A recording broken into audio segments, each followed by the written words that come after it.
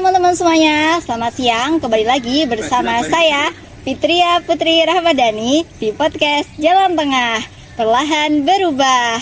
Nah, di episode kali ini saya akan membahas tentang kulineran. Nah, siapa sih yang di sini gak suka sama kulineran? Pasti kalian semua suka kan? Nah, tapi yang berbeda kali ini aku akan menghadirkan satu narasumber yang memang beliau ini suka banget sama namanya kulineran, apalagi tentang halal food. Oke, mari kita sambut narasumber kita, Mbak Adinda. Beli pastin. Selamat siang.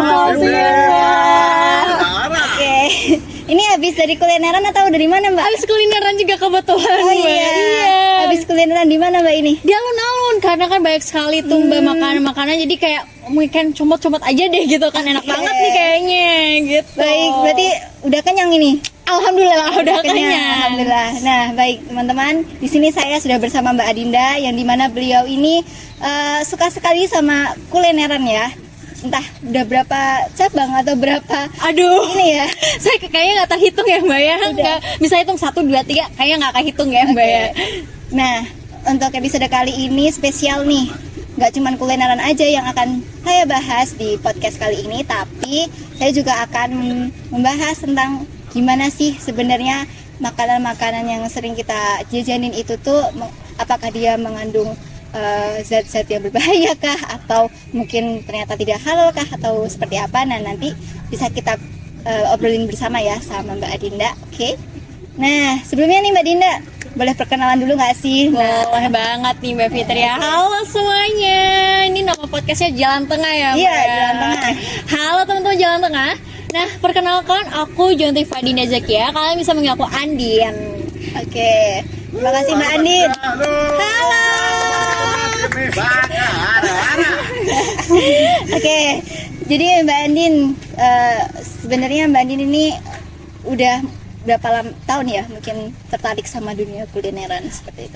Nggak lama sih, mungkin sekitaran SMA kelas 1 menuju kelas 2.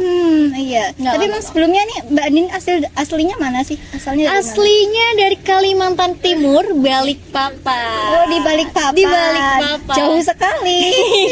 Terus karena ke Jogja ya ini jadi ini balasan dendam itu ya, mencoba semua kulineran. Iya, gitu. bahasanya karena kan kebetulan ya lumayan Mbak ya, di Balikpapan harganya yang sangat tidak bersahabat dengan dompet. Oh, iya. Karena begitu di sini langsung kayak kok murah ini, langsung iya. gitu, Jadi langsung kayak beli aja. Apa ini enak nih, beli iya gitu ya. Oke. Mungkin sebenarnya bisa diceritakan nggak sih Mbak, apakah Mbak tuh selama kulineran ya itu menemukan sesuatu yang mengganjal kah ketika di tempat itu, atau seperti apa gitu? Mungkin bisa diceritakan ya. Betul banget nih Mbak Fitri ya. Jadi waktu pernah, ini pengalaman pribadi saya sangat, ini jadi waktu di restoran mana, saya nggak boleh menyebutkannya ya, karena itu hal yang privasi ya. Di mana restoran tersebut tuh memang belum ada sertifikat halalnya, belum ada sertifikat halalnya. Nah, terus tiba-tiba ya mungkin karena kan yang belum sertifikat halal tuh belum tentu haram gitu kan. Jadi ya udah saya masuk gitu kan. Begitu saya masuk, kalau ada yang rasa terjanggal gitu kan, apa ini gitu kan terjanggal. Tapi begitu saya masuk, saya tanya dong, ini ada nggak sih yang memakai bahan-bahan haram gitu kan? Oh, ada ya Mbak, tapi kalau misalkan banyak nggak mau, kami juga nggak pakai. Saya langsung gitu kan, kayak udah lapar, udah pusing gitu kan, udah lapar, udah pusing banget. Nyatanya pas itu mau makan, malah nggak jadi, ragu ya? Iya, ragu banget gitu kan. Aduh gitu kan. Ada Mbak, tapi kalau Mbak nggak mau juga nggak apa-apa sih Mbak gitu kan. Nah, bukan masalah mau atau enggaknya nih, masalahnya tuh adalah itu satu wadah Mbak, tetap satu wadah, tetap satu wadah, gitu nggak ya? bisa, tetap satu wadah dan satu chicken juga gitu kan, satu kitchen, bukan satu kitchen dan satu wadah gitu kan. Jadi kayak saya mikir ini pasti mungkin memang bisa kita request nggak pakai bahan haram, tapi pasti ada tempat cuciannya juga sama, kitchennya sama. Takutnya nggak higienis, nggak bersih. Iya, nggak higienis banget. Jadi kayak oh ya udah, akhirnya saya kembali lagi kayak ya udah cari aja tempat yang benar-benar udah halal, bersertifikat halal. Ya alhamdulillah ketemu gitu. Jadi Sebenarnya yang menandakan makanan itu ada haramnya atau mungkin bahan-bahannya sebenarnya kita sebagai umat muslim tidak boleh konsumsi itu apa aja sih Mbak yang ini? Betul banget. Karena yang saya tahu ya paling cuman nggak boleh aja yang ada lemak babinya atau lemak yang pokoknya yang berlemak-lemak dari bahan babi gitulah. Saya taunya cuma segitu doang ya teman-teman. Jadi mungkin Mbak bisa ceritakan gitu. Nah betul banget, banyak nih kan orang Indonesia yang tahu bahwa saya kalau haram tuh cuman babi sama alkohol. Iya. Tapi ada loh bahan olahan yang dimana tuh ada juga yang mengandung bahan haram. Seperti apa? Seperti angciu. Angciu itu apa sih sebenarnya? Angciu itu adalah dari sari tapai, yang dimana sari tapai itu dibuat fermentasi. Nah diolah sebagai, nah itu jadi difermentasi sari tapainya ini yang menjadi airnya inilah yang menjadi haram gitu. Dan itu udah dinyatakan sebagai khamar, dan jelas fatwa MUI sudah menjelaskan itu angciu itu adalah bahan-bahan olahan yang tidak boleh dikonsumsi, dan itu udah termasuk alkohol. Nah, terus juga bukan hanya selain dari bahan makanan aja nih, tapi ada juga dari bahan segi minuman aja. Minuman. Kayak gini aja kita bisa nih mempertanyakan ini nih halal atau enggak. Oh iya. Iya. Itu gimana Mbak caranya tuh? Iya, karena misalkan nih minuman, kalau misalkan minuman kopi itu dia memakai ram. Iya. Ram itu juga termasuk alkohol. Karena misalkan nih ini halal nih ya. Terus habis itu kita tuangi nih ke ram atau ke minuman yang haram gitu kan, minuman yang haram. Ini udah jadi haram, teman-teman ya, bisa diperhatikan. Oke. Ini udah jadi haram gitu kan. Ini udah jadi haram. Jadi lantas jadi gimana kita bisa menghindarinya? Ya udah, kita tinggal kayak mempertanyakannya apakah ini memakai bahan ram atau memakai angciu. Bukan hanya ram dan angciu aja, tapi ada Baileys. Apa lagi Mbak? Baileys itu juga termasuk alkohol. Itu bahan-bahan yang dimana kita bisa temukan seperti di minuman tadi ya, di kopi-kopian, di kue-kuean seperti Black Forest, kue-kue yang terkini-kini gitu, es krim itu juga bisa memakai Baileys atau ram. Terus juga kalau di nasi goreng itu biasanya, kalau di ini ya angciu itu memakai nasi goreng, tumis-tumisan, terus saus-sausan, bahkan di bakso juga ada. Nah, siapa nih yang suka bakso nih? Nah, itu tuh harus diperhatikan banget ya teman-teman dan Mbak Fitria juga ya. Dan untuk kita semua, kita juga harus memperhatikan, bukan hanya kita nafsu untuk makannya saja tergiurkan oleh harga, atau apalagi kita kan sebagai perempuan, wah ada harga murah nih gitu kan. Kayaknya lagi viral nih, harus dibeli nih. Iya, harus dibeli nih gitu kan. Harus berhati-hati itu kita harus, iya betul, kita harus memperhatikannya, harus mempertanyakannya, karena bukan hanya sebagai kenyang, tapi berkah dalam hidup kita ini. Masya Allah, berkah guys. Aduh, kalau udah ngomongin berkah ini urusan paling panjang ini ya guys ya. Apalagi itu kan bakal masuk ke dalam tubuh kita tentunya ya Mbak Andin ya. Jadi sepertinya kita memang harus menjaga pola makan kita dan minum kita tentunya, biar tubuh kita itu tidak termasuki oleh suatu, ya bukan virus juga sih, maksudnya itu bahan-bahan yang harusnya itu tidak masuk ke dalam tubuh kita, seperti itu. Nah, ada lagi Mbak Andin? Ada sih Mbak. Nah Mbak Fitri tahu nggak, kalau misalkan kita memakan bahan haram nih, nggak sengaja, itu sholat kita nggak terima selama 40 hari. Bayangin nih Mbak, kita dari kecil udah dididik sama orang tua untuk sholat, untuk beribadah, terus habis itu kita sendiri nggak tahu nih sholat kita diterima atau enggak, terus ditambah lagi kita makan makanan yang haram, itu 40 hari aja kita udah nggak diterima sholat kita. Percuma ya, berarti sia-sia saja gitu. Dengarkan ya, ini sia-sia aja gitu kan, sia-sia aja. Jadi bagaimana gitu, memang Allah tuh maha mengampuni dosa-dosa kita semua. Tapi pasti banget, udah dipastikan 100%, bahkan 1000% Allah mengampuni dosa-dosa kita. Nah, bagaimana kita bisa minta ampun ya? Kita bertobat dan kita tobat nasuha. Kita berjanji kepada Allah bahwasanya tidak ada di perut ini, di tenggorokan ini yang memasuki minuman yang haram atau makanan yang bahannya haram gitu. Karena gini Mbak, banyak sekali angciu itu, karena orang-orang berkata angciu tuh mahal, angciu tuh sangat sedikit dijualnya. Salah besar, nggak ada. Angciu tuh yang apa ya? Nggak dibilang murah, nggak dibilang mahal juga nggak. Jadi tengah-tengah gitu loh. Dan itu sangat bersahabat banget dengan dompet. dengan Dan itu- dompet usaha sendiri. Itu dijualnya ini ya. Dan umum. itu dijualnya tuh diperluas di seluruh Indonesia. Sebenarnya Iya, angci itu tuh berasal dari Tiongkok, Mbak. Oh, dari Cina. Dari Tiongkok, betul, dari Tiongkok. Nah, karena kenapa bisa tersebar di Indonesia ya, biasa ya Mbak ya, Indonesia selalu membeli bahan-bahan impor dari luar negeri gitu kan. Karena Cina tuh sendiri mengatakan makanan enak itu terdapat di angcu, padahal makanan enak itu terletak di halalnya. Iya, benar sekali. Harus halal ya guys kalau makan. Iya. Hati-hati. Nah, kebanyakan juga orang ini juga Mbak yang berpikiran, ribet banget sih lo, Muslim aja harus yang makan halal, ribet banget sih, makan ya makan aja. Pasti kan sering tuh kan kita Iya. mendengar selintangan kayak gitu, karena pengalaman pribadi banget nih Mbak. Aku sering Iya. banget, aku sering banget. Ih Andin, lu kok ribet banget sih jadi manusia? Ya minum aja kali, makan Iya. aja kali. Iya. Sering gak sih Mbak Mungkin kayak gitu? kalau saya di posisi itu juga bakal bertanya-tanya. Iya, Pasti kan? kayak harus nanya-nanya. Udah sih makan aja. Iya. Atau juga nih jalan-jalan misalkan ayam bakar ya. Terus ya udah ini gitu kan, atau Iya. misalkan bakso bulat atau apalah gitu ya.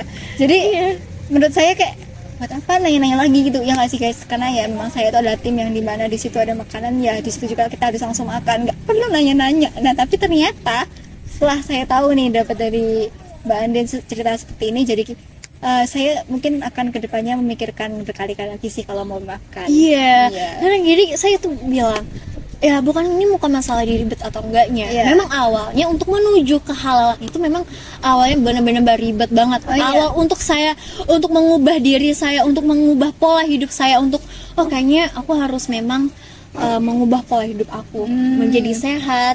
Apa susahnya sih kita mengubah pola hidup kita yang lebih sehat gitu kan? Iya. Memang itu susah banget. Misal saya bilang, Oke teman-teman, maaf banget ya tadi tiba-tiba kameranya mati ya. Jadi tadi kita udah sampai mana ya Mbak? sampai yang di mana titik kritis halal. Oke. Kategori makanan halal dan haram ini memang sangat kompleks ya teman-teman tentunya. Nah, gimana sih caranya Mbak Andi nih buat kita semua nih yang tentunya belum tahu tentang hal ini, biar kita tuh untuk selalu waspada dan hati-hati sama makanan yang kita makan, karena yaitu halal dan haram itu kan ya sebenarnya kayak beda-beda gitu kan. Tapi ya itu sangat-sangat gak banyak orang tahu gitu loh, sebegitu pentingnya itu gitu. Nah, itu menurut Mbak Andin gimana? Pertama, ini perlu dicatat ya teman-teman. Pertama kita bertanya dulu. Atau bisa pertama kalau misalkan kita mau bertanya, kita cek di BPJPH, Badan Jaminan Produk Halal, Oke. BPJPH. Nah, kita searching dulu restoran mana yang ingin kita cari gitu kan, restoran mana yang ingin kita kunjungi, udah bersertifikat halal atau belum. Kalau misalkan itu udah terdaftar, alhamdulillah gitu Berarti kan. udah aman ya? Udah aman. Kedua, kalau misalkan kita udah di resto tersebut dan kita lupa ngecek di BPJPH, kedua kita bertanya kepada staff kitchennya, Ya, staff kitchennya. ini Oke. memakai angciu atau enggak, Enggak. atau memakai ram atau enggak. Oke. Dan yang terakhir juga kita perlu kayak menekankan kepada staff di sana beneran tidak memakai bahan haram seperti itu. Baik. Karena gini Mbak, banyak orang yang mengklaim bahwasanya menu yang mereka sediakan itu adalah menu yang halal, padahal belum tentu halal. Karena gini, sering dong kita ngelihat yang tulisannya halal, tapi bukan halal Indonesia Iya, atau halal benar, Majelis Majelis Ulama. Logo halal Ya, logo halalnya dong. iya. Nah, itu juga perlu diperhatikan ya teman-teman ya. Karena itu belum tentu, benar-benar belum tentu halal. Ada satu momen di mana saya masuk ke sebuah restoran, Iya. saya nanya, Mbak ini udah halal ya? Udah, kami non MSG dan udah halal gitu kan. Oh ya udah dong gitu kan. Begitu saya ngecek di minumannya, ternyata ada hot chocolate ram. Oh, udah Di terpampang situ nyata ya. terpampang nyata, dan saya mengatakan, saya protes dong gitu kan. Saya merasa tertipu nih kan. Kenapa mbaknya bilang halal, sementara yang saya lihat ini ada ramnya gitu kan. Oke. Dan mbaknya udah tahu ram itu alkohol gitu loh. Kenapa mbak masih menulis halal gitu kan? Di situ saya merasa tertipu, dan saya langsung kepada di situ saya memang lagi lapar. Oke. Dan memang lagi pusing banget. Jadi ya udah terpaksa saya Pindah. harus keluar, harus cari tempat makan yang Lain. yang lain dan udah tersertifikat halal gitu. Memang perlu berhati-hati untuk masalah makanan-makanan ini sangat luas ya Mbak. Mungkin sampai besok nggak akan selesai gitu ya kan Mbak, nggak akan selesai. Cuma memang perlu diperhatikan itu aja. Kita bertanya, jangan malu bertanya itu. Kita sebagai konsumen kita berhak untuk bertanya. Sebagai konsumen kita berhak bertanya. Konsumen adalah raja. Betul. Teman-teman ingat. Betul. Jadi, tadi aja nih Mbak, saya masuk ke sini, saya pesen, Mbak maaf Mbak, ini memakai ram. Oh enggak, ini kami udah halal gitu kan. Kami tidak memakai bahan-bahan alkohol. Berarti Mbak Yu udah tahu ya saya memakai ram gitu. Oh iya Mbak, itu alkohol, dan kami yang pemilik kafe ini juga muslim gitu kan. Karena banyak juga orang yang muslim tapi menjual seperti itu. Ini baru aja saya masuk nih. Oh, udah nggak pakai, alhamdulillah. Jadi udah hal itu tuh udah tertanam dalam dirinya Mbak Andin ya. Betul, dari Terus keluarga juga menerapkan yang namanya pola makan halal dan sehat tentunya ya.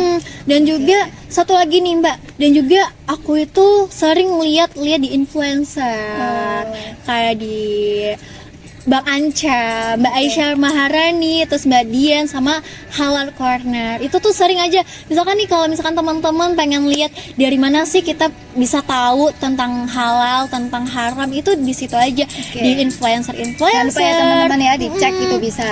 Di Anca, di Mbak Dian, terus Mbak Aisyah Maharani, dan di Halal Corner. Di 4 itu sih yang menjadi patokan saya, dan juga keluarga-keluarga saya juga menerapkan terhadap diri saya bahwasanya harus halal gitu. Memang apa-apa makanan di dalam tubuh ini harus halal, karena itu juga jaminan kita kepada akhirat, kepada Allah juga gitu. Oke, Masya Allah, tabarakallah, terima kasih banyak Mbak Andin. Terima kasih Mbak Fitri sudah diundang di podcast Jalan Tengah. Oke, saya juga makasih banyak Mbak, ini udah tahu banyak informasi tentang makanan halal dan sehat ya tentunya, yang dimana kalau kita udah tergiur sama kulineran, kita harus pastikan ya teman-teman semuanya, untuk makanan itu tuh apakah sudah halal atau belum, dan udah tersertifikasi secara legal atau belum. Karena ya itu tadi yang kita tahu, makanan itu adalah suatu hal yang sangat sensitif ya ketika masuk dalam tubuh kita.